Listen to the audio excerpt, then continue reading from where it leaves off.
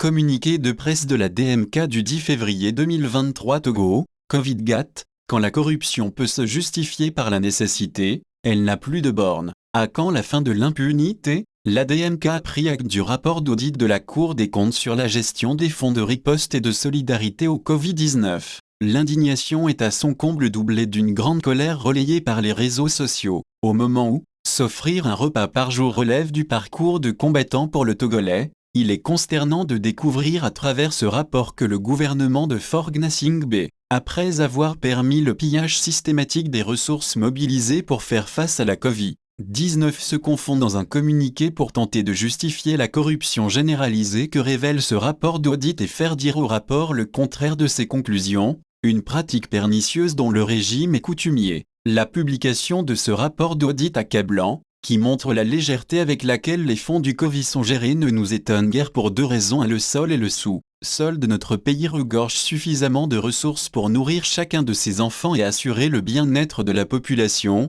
c'est un fait que nul ne conteste. Pourtant notre pays affiche l'image permanente d'un pays ravagé par la guerre et ses populations misérables depuis le 26 avril 2012. Faure Gnassingbé a confessé au peuple togolais l'existence d'une minorité pieuse qui menace la cohésion nationale et la démocratie au Togo. Malheureusement, il n'a exprimé jusqu'ici aucune volonté politique de mettre fin à cette entreprise de prévarication des ressources nationales, et depuis plusieurs décennies, c'est la même minorité qui sévit autour de lui, saigne impunément le pays et se moque des institutions de la République censées défendre et contrôler la bonne gouvernance de l'État. Comment peut-on comprendre qu'au moment où nous manquons de salles de classe dans nos écoles à travers tout le pays, des enseignants de qualité, des scanners dans nos hôpitaux, ceux qui nous gouvernent dans l'illégitimité criante puissent disposer à leur guise des ressources du pays à travers une gestion artisanale telle que décrite dans ce rapport, facilitant ainsi le détournement à grande échelle et la concussion de toutes sortes?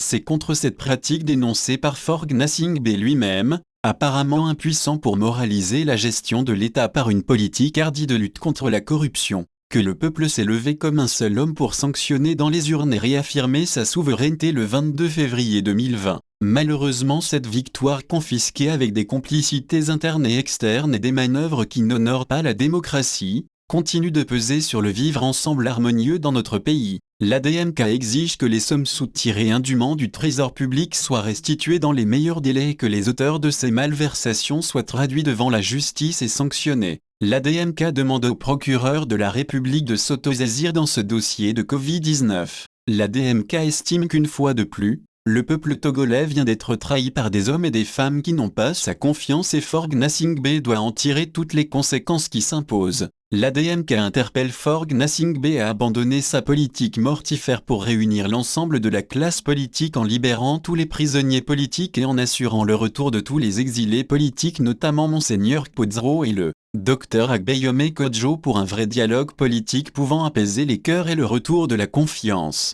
Fait à Lomé le 10 février 2023, la conférence des présidents